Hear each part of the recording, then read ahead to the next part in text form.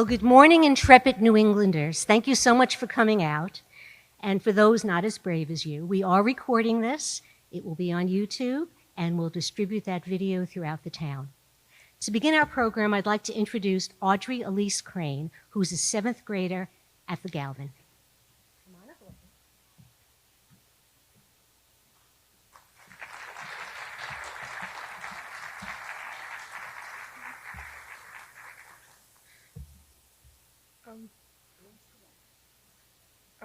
I'm gonna read a poem called Let Us Honor and Celebrate. I'm gonna read a poem called Let Us Honor and Celebrate. MLK Day, it's the day to celebrate and celebrate some more. Let us honor by remembering the hope, the equality, the justice, the peace, and the absence of violence found. On this day, we will celebrate in honor of the King who fought for us all but a few years ago. And we shall celebrate and celebrate some more.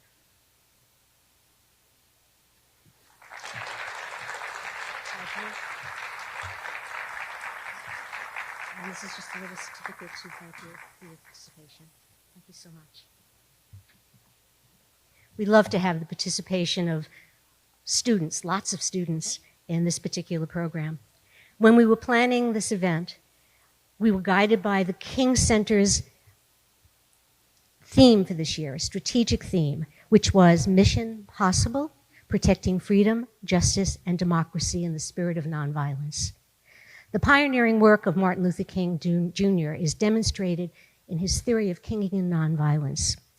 It's the sustainable solution to justice and violence in our world, ultimately leading to the creation of what he called the beloved community, where injustice ceases and love prevails. And we're going to try to create a lot of love in this audience today. It's customary to begin our invocation with a land acknowledgement, and our current HRC chair, Jess Suchik, is going to be reading that. And of course, I can actually It's all right. It's Suttich, but even my family can't agree on the pronunciation, so don't worry about it. The Wakefield Human Rights Commission acknowledges that the land we now call Wakefield are the ancestral homelands of the Massachusetts people who have been the caretakers of the unceded land for centuries and will continue to be for centuries to come. We are settlers. The Massachusetts people have been tirelessly striving for human rights, even in the face of land theft, genocide, and forced removal. The work we do to build a more unified, equal, and diverse community grows out of the efforts, leadership, and guidance of countless Native communities. We commit to honoring this continued Native activism as we do our work. In doing so, we dedicate time in our meetings throughout the year to help educate those in the community about the Native people of Massachusetts, past, present, and their work towards the future. We stand with the Massachusetts Indigenous Legislative Agenda in celebrating Indigenous Peoples Day in place of Columbus Day.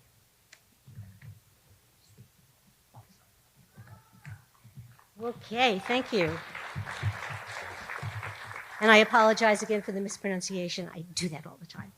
Okay, next, I'm very pleased to welcome Reverend Glenn Mortimer to the stage from the Wakefield Methodist Congregation. He's also chair of the Wakefield Clergy Association, and he's going to give us our invocation for today.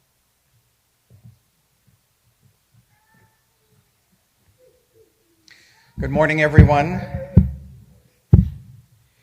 I'm reminded today that Dr. King attended Boston University in 1952, and that is where he met his wife, Coretta, as he was studying in the Graduate School of Religion. Dr. King was first and foremost a preacher and a man of great and abiding faith. It was his faith that called him to attend to the struggle of civil rights for all people. Would you join me in prayer in whatever tradition that you are in your faith community?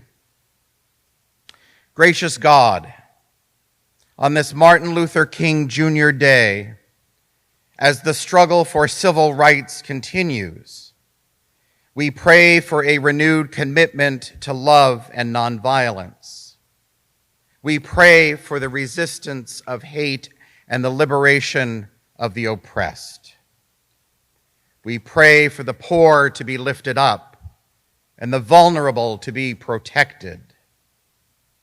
We pray for Dr. King's dream, which he said was deeply rooted in the American dream, that all are created equal, all are deserving of opportunity, and all have a seat at the table of freedom and justice. Inspire us, O God, by the faith that Dr. King said could hew out of the mountain of despair a stone of hope and transform the jangling discords of our nation into a beautiful symphony of brotherhood. As Dr. King advised, let us not drink from the cup of bitterness, but work together in prayer, struggle together, stand up for freedom together, knowing that we will be free one day. This is our hope, Holy God. This is our prayer. Let freedom ring for us, for all, and for our future of promised peace. Amen.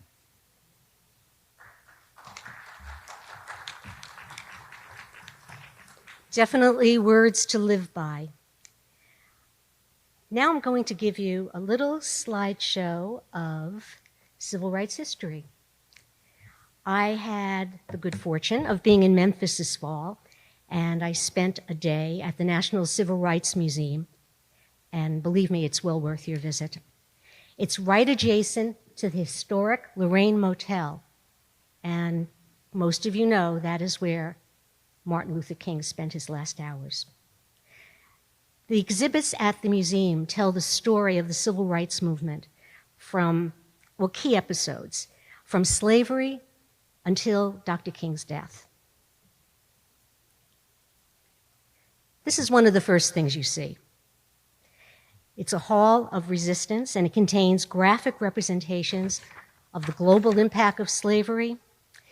And when you go through the gallery, you can see how slavery came through North America, South America, Africa, Europe, all the channels. You can see the statistics, the information. You can see the massive number of people captured, the wealth created from bodies. No one sees this particular part of the exhibit without actually gasping. Do any of you recognize this wonderful lady? She is? Yeah, all of you together. That was our chorus. Thank you. Yes. There's a hall called The Year They Marched, the Montgomery bus boycott, 1955. And Rosa Parks was a very, very modest woman. In 1958, she's portrayed here in bronze, she decided she was not going to sit at the back of the bus. Her brave action helped to launch so many other brave actions, such as student action, standing up by sitting down. During the 1960s, there were student sit-ins. And this is the actual counter in the diner where the students protested by sitting down. And projected behind them are rather ugly scenes of hecklers trying to really diminish the importance and the value of their sit-down. I thought this was quite amazing. They had a burnt-out bus to represent the Freedom Riders of 1961. So the scorched bus is emblematic of the dangers faced by the Freedom Riders. And following a 1960 decision outlawing segregation in buses and train terminals, the Congress of Racial Equality called upon young people to do freedom rides. Many of them died. Several of them were imprisoned. This exhibit also highlights the fact that the Kennedy administration actually was reluctant to step in, but eventually, with the urging of LBJ, they did. And in addition to the histories of the 6 freedom riders who died, there were 3 who were imprisoned in Mississippi. The March on Washington. Hundreds of thousands of people showed up in 1963. It was a momentous event. And this is the event at which Dr. King delivered the I Have a Dream speech. Some of you might not know about this. Are you familiar with maybe the movie Fences or the play Fences? In Memphis, the garbage collectors, the trash collectors, were treated like they're less than second-class citizens, third-class citizens. And on the night before he actually died, Dr. King delivered his I've Been to the Mountaintop speech, which primarily concerned the Memphis sanitation strike. And he was calling for economic action, boycotts, nonviolent protest, while challenging the United States to live up to its ideals. And prescient, he actually discussed the possibility of his untimely death, which happened the next day. This is the actual room, and I have to tell you, you are frozen in place when you're standing here. The teacups are still on the table. This is the actual room in which he died in the motel. This is where he spent his final hours. So I hope some of you will have a chance to go and pay homage to Dr. King and learn more about the civil rights movement. Like I said, they just have the facade of the motel. That's the door to room 306 in which he died. Okay. Now, I'm going to ask Mass Senator Jason Lewis, who represents the 5th Middlesex District, to come up. This drawing is by a student who never gave me his last name, but it was wonderful, and I thought I should share it with you.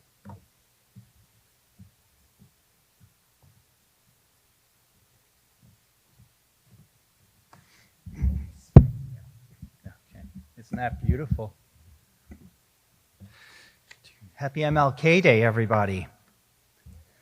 It's great to be with you today as we celebrate the life and legacy of Dr. Martin Luther King Jr. and Coretta Scott King. Thank you to Sherry and all the members of the Wakefield Human Rights Commission and all the other organizations and individuals who both organized and are participating in this year's celebration. And thank you to all of you for taking time to be here today, especially town councilors Maureen Butt, Jonathan Chines, nice to see you, and other members of the community. For each of us, our identity is made up of many different things. For me, I'm a husband. I'm a father of 2 wonderful daughters. I'm, like you, a resident of Massachusetts. I'm privileged to be a state senator. And I'm also an immigrant. I was born in South Africa in 1968. You can figure out my age. And I lived there until 1980, when my family emigrated to the United States. I grew up in South Africa in the 1970s, when, as you probably know, that country was under a racist apartheid government. My parents saw America as a place with different values, where they could raise their children in a society that believed in justice and equality for all people, and where they believed their children would have opportunities that would not be available to them in their native country. It's a story, as I'm sure you know, that is shared with so many other families in our communities. Immigrants from all over the world have long made Massachusetts and the United States rich melting pots where diversity is both a cultural and an economic strength. Over 25% of all entrepreneurs in Massachusetts are immigrants, over 25%. And the companies that they founded generate tens of thousands of jobs and billions of dollars for our state economy. Immigrant entrepreneurs have played a particularly important role in the biotech industry, one of our state's most important sectors. Immigrants founded such notable and successful Massachusetts companies as Biogen, Boston Scientific, and Moderna. Moderna, as you may recall, is one of the companies that developed the COVID vaccine that saved so many lives. In fact, 1 in 4 biotech companies have at least one founder who was born abroad. Immigrants are not just essential to our workforce and to our economy. They contribute in so many ways to our culture, from art to music to science to food and so much more. Since the founding of the Boston Symphony Orchestra in 1881, more than half of all their musicians have been born abroad. More than a third of all U.S. Nobel Prize laureates are immigrants to this country. And of course, I could go on and on with other examples and statistics like that. Today, as we celebrate MLK Day, we are also inaugurating a president who demonizes immigrants. He is planning cruel, misguided, and harmful policies like mass deportations that will rip apart families and will pose a major threat to our communities and to our economy. In the months, and unfortunately the years ahead, we will need to have courage to stand up and speak out for our immigrant neighbors and others who are vulnerable and will be targeted. We must continue to be guided by our values in Massachusetts, where we believe in the dignity of all people. If Dr. King were alive today, I'm sure this is the message that he would share with us. Again, thank you all for being here, for celebrating MLK Day and living the values that were so important to Dr. King and to Coretta Scott King. Thank you.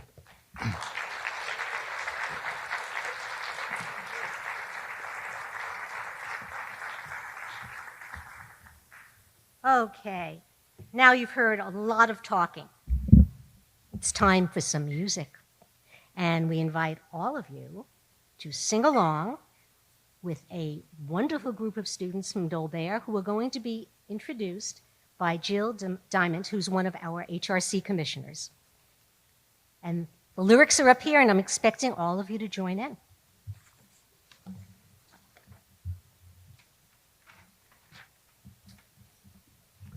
All right, as I introduce these Dolbear students, please come on up to the stage. We have Madeline Corthell, Natalie Diaz-Lara, Charlie Diamond, Alice Kellogg, Landon Kellogg, Gabriella Lage, Matthew Menon, Artem Preminchkin, Mia Saindon, Lorelei Santorelli, Luara Tapoyan, and Olivia Tachi.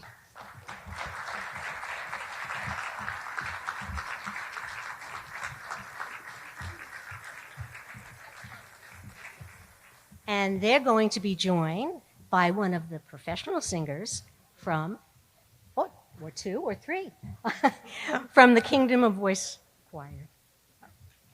Okay.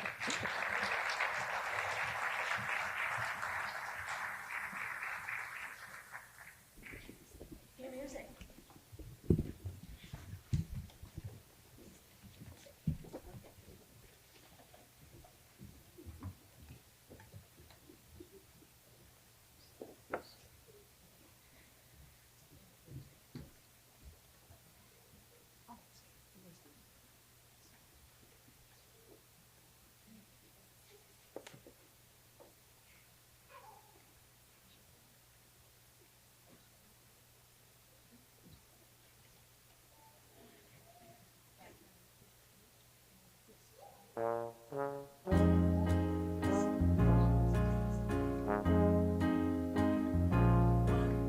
world needs now is love.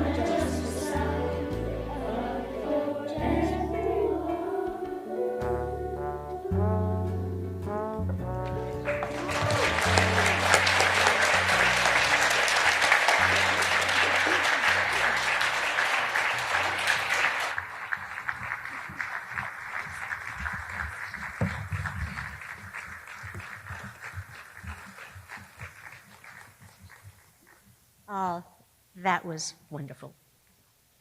Next, I'd like to introduce another one of our leaders, Kate Garabedian-Lipper, who is our mass, where's my notes? Got to get it all right. Okay. Our Mass State Representative from the 32nd Middlesex District. Thank you for coming out in this weather. Too many pages. It's okay.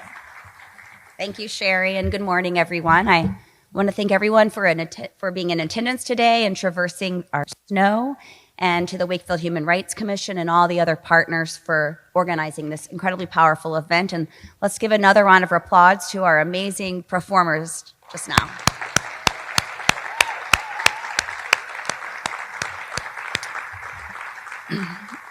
Martin Luther King Jr. Day is a day to reflect on the progress our nation has made toward justice and equality, and it's also an opportunity to renew our commitment to the ongoing work for our future generations. Dr. King dedicated his life to the pursuit of a world where all people, regardless of race, religion, and background, could live in harmony with dignity and respect. His vision was clear: in America, where freedom and opportunity are shared by all, where hate is replaced by love, and where the ideals of equality are realized in every community. Today, our nation is observing the peaceful transfer of democratic power. In upholding today's theme of protecting freedom, justice, and democracy in the spirit of nonviolence, let us honor Dr. King's legacy by not letting our ideological differences foster dehumanizing hostility and violence, but rather by working toward a more just and equal society for all members of our communities. In reflecting on the day, I think of my time as a 7th grade teacher in the Atlanta Public Schools. Walden Middle School was in the 4th Ward, just a stone's throw from the Ebenezer Baptist Church, the church where Dr. King delivered his first sermon and served as a minister and then as pastor, and the MLK National Historic Park. I continue to be grateful to have worked with students so close to such a historical place that serves as a symbol of King's work and life, and within a community brimming with pride in his legacy. I also am reminiscent of my time studying abroad in South Africa, where the senator was born, and the South African principle Ubuntu, which is the universal bond of humanity that connects us all. Dr. King and his work embody Ubuntu with his emphasis on how our actions and our inactions affect all with whom we come in contact and ourselves. As a community, I hope we look for moments big and small to strengthen our interconnectedness. The legislature here in Massachusetts in the last few sessions has passed critical laws to advance racial justice and equal opportunity. This past fall, we passed a comprehensive maternal health bill. In the United States, Black mothers are 3 times more likely to die in childbirth than their white counterparts. Our new state law will improve health outcomes through expanded coverage for midwifery, birth centers, doulas, and postpartum screenings, all critical for addressing unjustifiable maternal health inequalities. Similarly, the Commonwealth's new breast cancer screening law, which expands health coverage for mammograms, will meaningfully address racial disparities in our society, where Black women are 41% more likely to die from breast cancer than white women. These laws and recent laws prohibiting discrimination on the basis of hairstyle, requiring transparency in wage ranges, expanding access to the ballot box, and recognizing Juneteenth as an official state holiday, among many others, reflect the state legislature's efforts and commitment to protecting freedom, justice, and democracy. I look forward to working with the Wakefield community and each of you to build on these successes and to identify ways to make our communities better for our children and for each other. Thank you again for having me.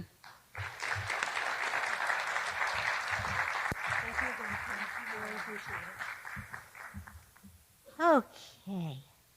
Now, are you ready for some more music? Okay. Are you ready for some really rousing music?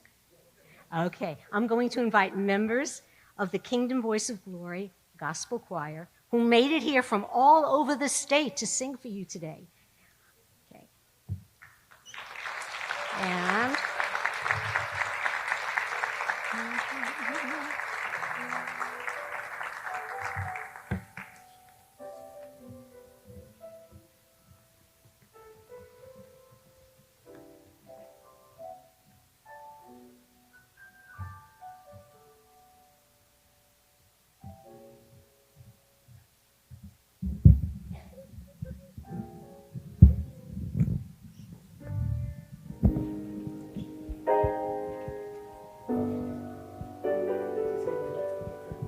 Good morning.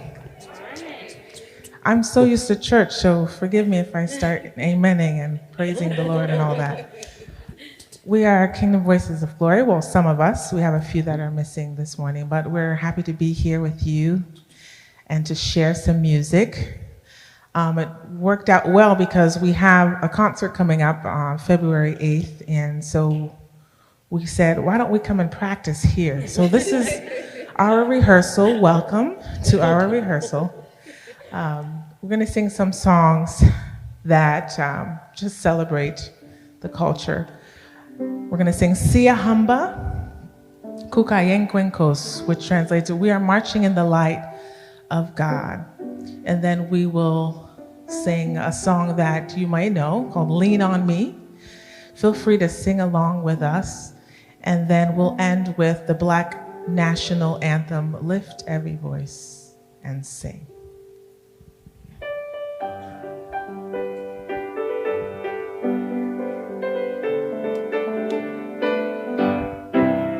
Sia hamba kukayen kwenkos, Sia hamba kukayen kwenkos, Sia hamba kukayen kwenkos, Sia hamba kukayen kwenkos, Sia hamba Sia hamba Sia hamba kukayen kwenkos, Sia hamba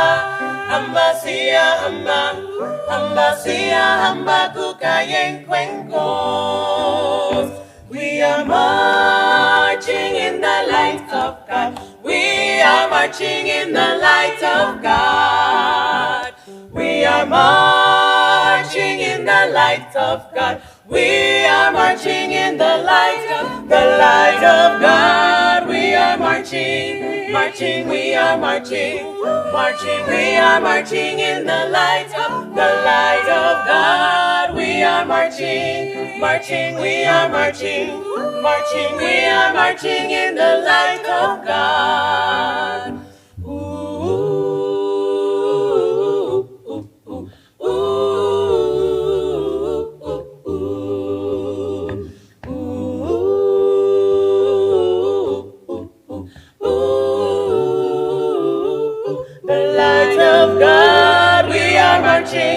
Marching, we are marching, marching, we are marching in the light of God. We are marching, marching, we are marching, marching, we are marching in the light of God. Siahamba kukayeng cuencos, siahamba kukayeng cuencos, siahamba kukayeng cuencos. Siahamba kukayeng cuenco, siahamba, hamba siahamba, hamba siahamba kukayeng cuenco, siahamba, hamba siahamba, hamba siahamba kukayeng cuencos, siahamba kukayeng cuencos, siahamba kukayeng cuencos.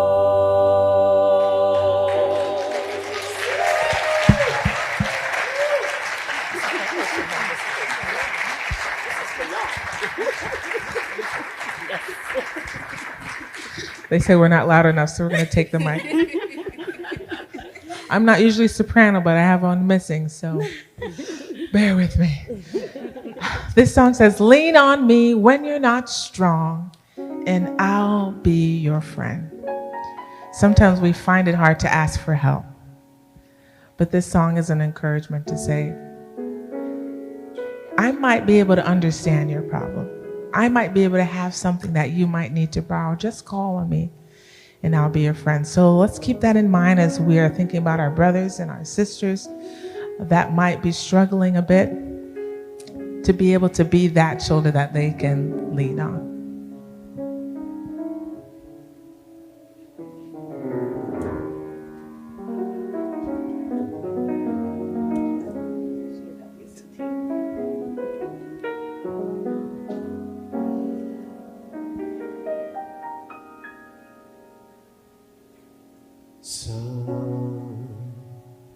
Sometimes in your lives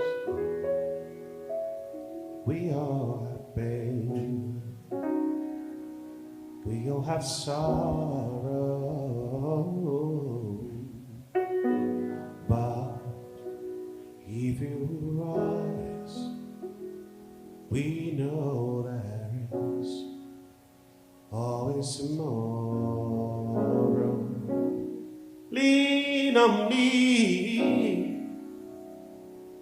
when you're not strong, and I'll be your friend. I'll help you carry on, for it won't be long till I'm gonna need somebody to lean on. Please swallow your pride. If I have things you need to borrow, for no one can feel those of your needs that you let show.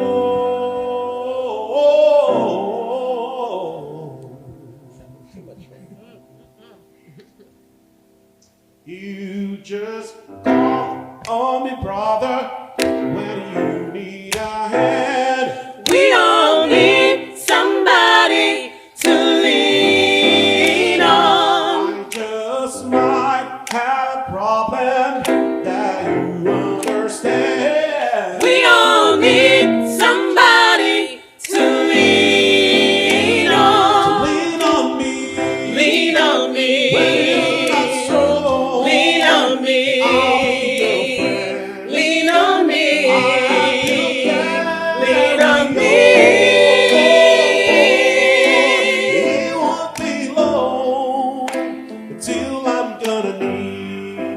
somebody to lean on. You just call on me, brother, when you need a hand. We all need somebody to lean on. I just might have a problem that you understand. We all need somebody to lean on.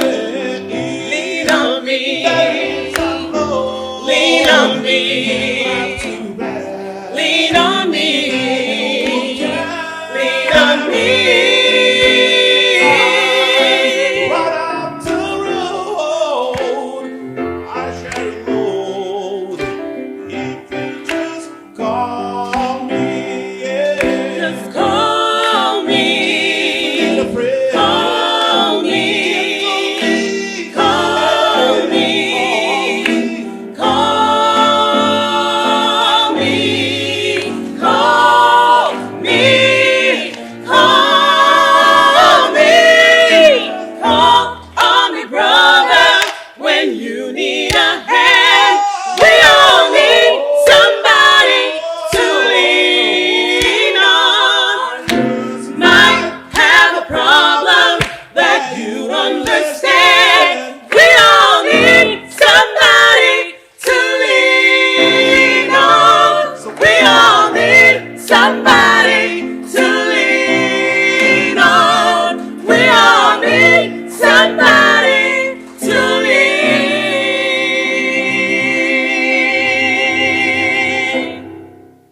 To lean on.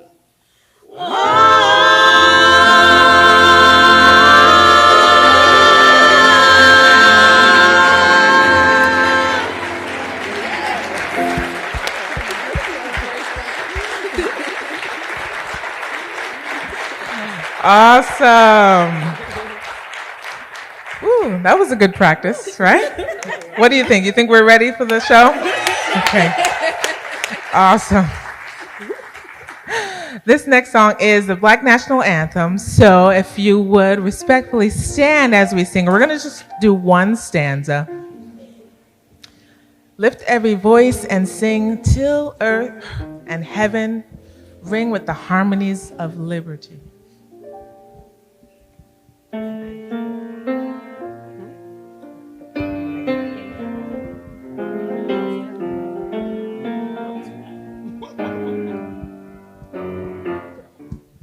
Lift every voice and sing till earth and heaven ring, ring with the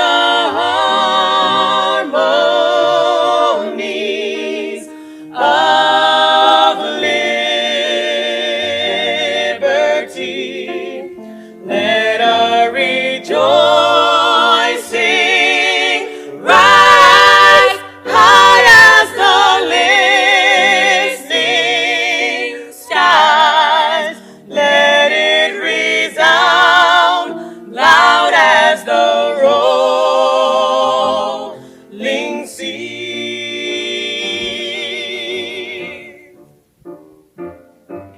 Sing a song full of the faith that the dark past has taught us. Sing a song full of the hope that the present has brought us. Facing the rising sun of the new day begun. Let us march on till victory is won. Is won.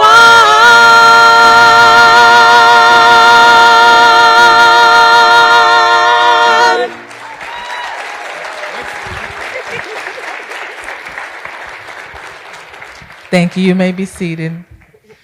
Just want to thank you again for having us, and please, please come to our event at Mechanics Hall in Worcester on February 8th. We will be celebrating immigration stories, and we'll have some theater, some music, some art, some dance, and even some food. So you're all welcome. That was wonderful. Thank you so much. Thank you so much, Dr. Hickok.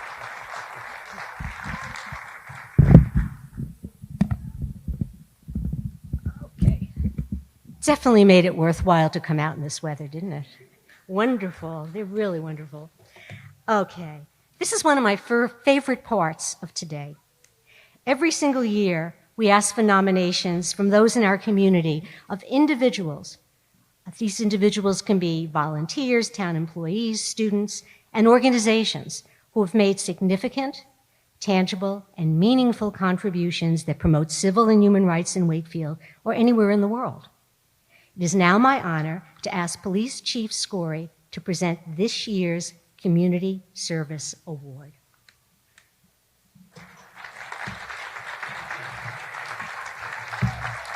And I'll hand it to her after you finish speaking. Good morning. I don't know how you follow up that act. You are good to go for February 8th, no doubt. When I saw the nomination form for the Martin Luther King Jr. and Coretta Scott King Service Award, there was one person that immediately came to mind, and that was Wakefield Police Officer Amy Randall. The definition of service is the action of helping or doing work for someone. Officer Randall's career has been defined by service. Amy has been a Wakefield police officer for over 15 years and currently serves as the police department's family services officer. She has dedicated her career to helping those in need, whether it be protecting victims of domestic violence, assisting our elderly residents, working with those suffering from drug or alcohol addiction, or assisting those that don't have housing. Amy takes each case personally and is relentless in her drive to help those in need. Amy is the organizer of the annual Wakefield Alliance Against Violence Race to End Domestic Violence 5K road race, which has raised tens of thousands of dollars to provide needed support to victims of domestic violence.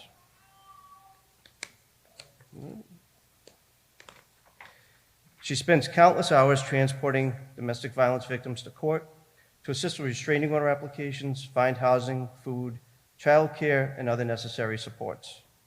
Amy has worked tirelessly with our elder population so that many of them receive services that allow them to continue living independently in their own homes.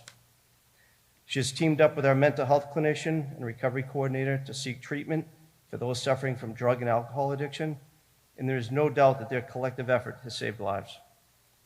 Amy can frequently be found in our downtown, interacting with those who don't have housing. She provides food, clean clothing, toiletries, and winter gear in the colder months. Some notable accomplishments during Amy's career include being a founding member of the Wakefield Human Rights Commission, and she currently serves as the police department liaison to the HRC. She's been a self-defense instructor for the police department's RAD program for many years and has taught hundreds of women how to protect themselves. The town of Wakefield is fortunate to have such a dedicated, caring, and compassionate employee.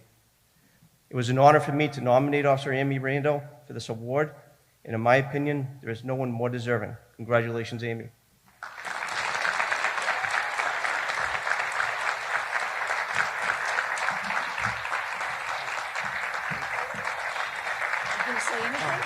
I'm just saying thank you. Okay, and then you're going to stand in the middle of us. Okay, I'll do this.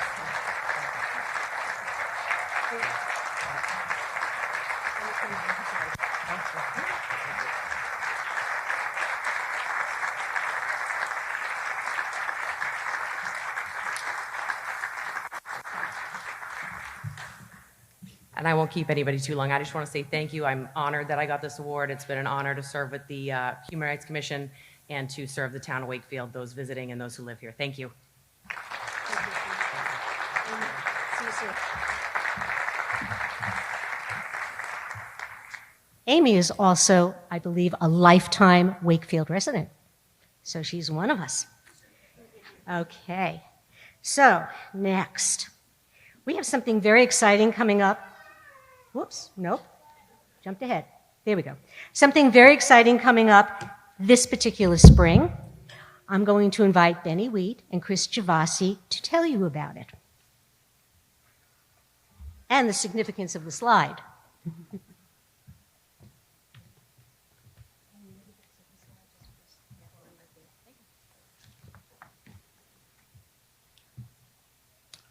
Thank you for having us. My name is Chris Gervasi. This is Benny. We're local Wakefield residents who share a deep interest in the history of our town. And through some of our research, we've uncovered many remarkable stories that we feel are important to share with the broader community. So in the spirit of Dr. Martin Luther King Jr., we'd like to take you back to 1842. That year, a Wakefield resident addressed the Massachusetts legislature on the topic of discrimination in public transportation and shared these powerful words.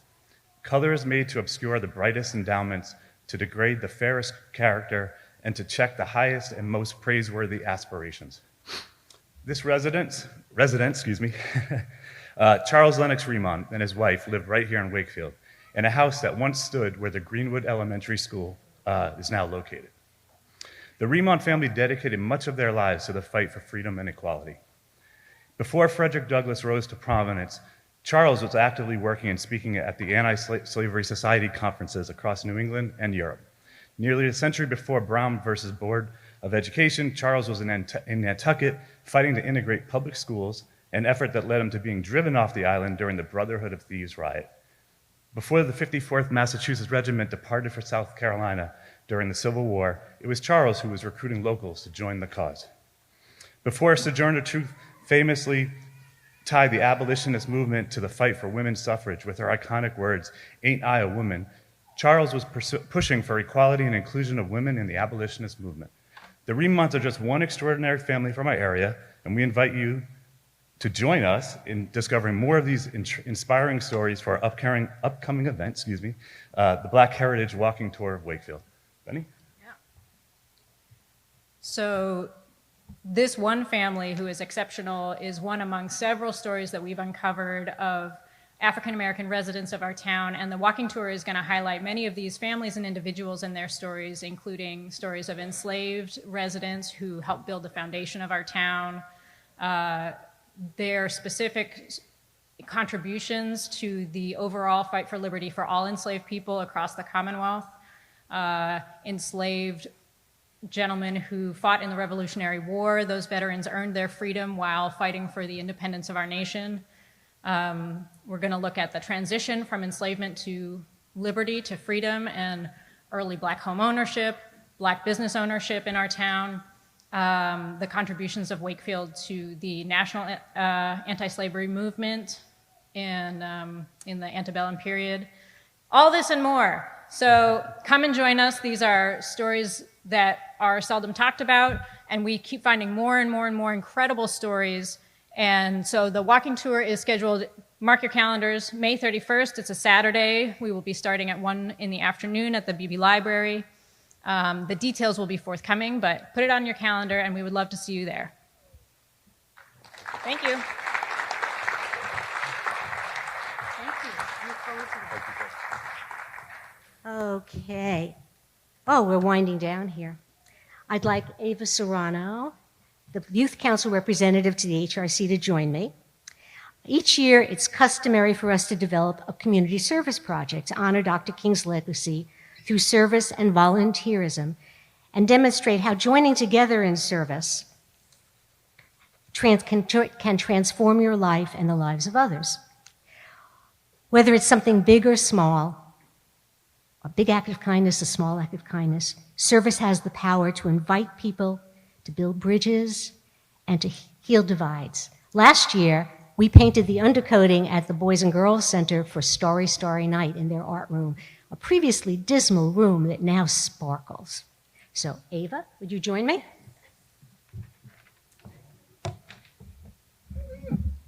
This year, we are asking the community to give the warmth of winter care by donating new or gently used and clean hats, new socks, and gloves. In addition to the donation bag in the entrance hallway today, we've set up collection locations all around Wakefield.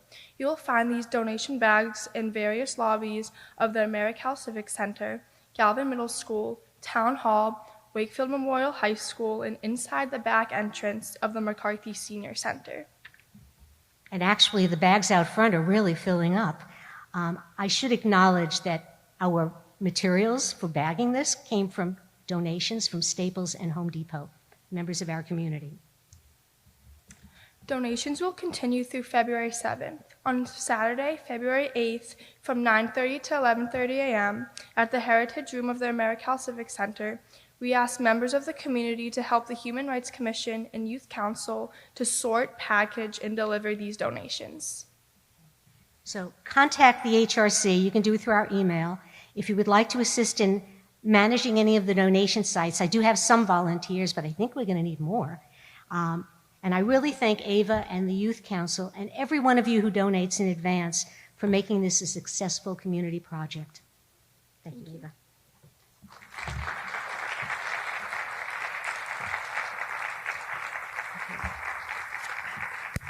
Now, when you came in, there was a scrolling amount of amazing artwork. That's the digital art of high school students in Wakefield. And that art is going to be exhibited at the new Inspire Cafe in town in honor of Black History Month. So their art will live on. We also received amazing artwork from the Dole Bear Elementary School. 90 first graders created that beautiful mural that's up on the wall. Another little picture of the mural. Okay. And the students were asked to show how they would make the world a better and more peaceful place. That is so sweet. Okay. Now, of course, I have to thank a lot of people because I didn't do this all by myself.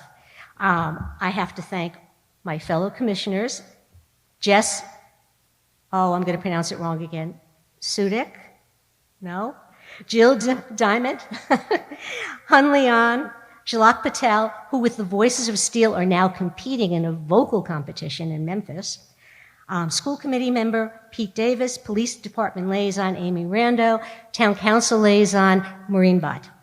I also want to thank the Youth Council because they're the ones who met with me to come up with this year's community project. And, whoops, there's more. Liz Parsons, who's the Health and Human Services, Prevention, Outreach, and Youth Services Manager for the town, but she's the advisor to the Youth Council, and she came to everything to help us. I'd like to thank Chris Zinni from the Wakefield Public Schools. He is the General Music and Choral Education Director at the Dole there. I'd like to thank Morgan Giannotti, the Wakefield High School's digital art teacher, who encouraged the students to make those wonderful collages. I would like to thank all of the first grade teachers from Dolbear. I hope some are here.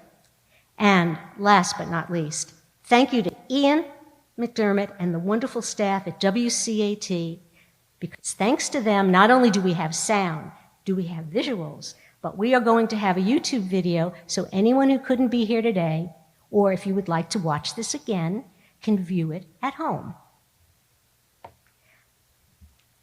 Last but not least, I would be remiss if I didn't point this out. Help us sustain the legacy of Martin Luther King Jr. by applying to become an HRC commissioner. The applications are available on the town website. Scan that QR code, you'll go right to an application, because programs like this take a team, and the more ideas we have, the more energy we have, the more people we have volunteering, the better our programs. And now, I think we finished on time. I invite you all to either sit here for a little bit longer, and Ian, could we go back to the collages? Okay, I invite you all to view the artwork and have some refreshments in the cafeteria. Thank you all so much for coming out on this special day.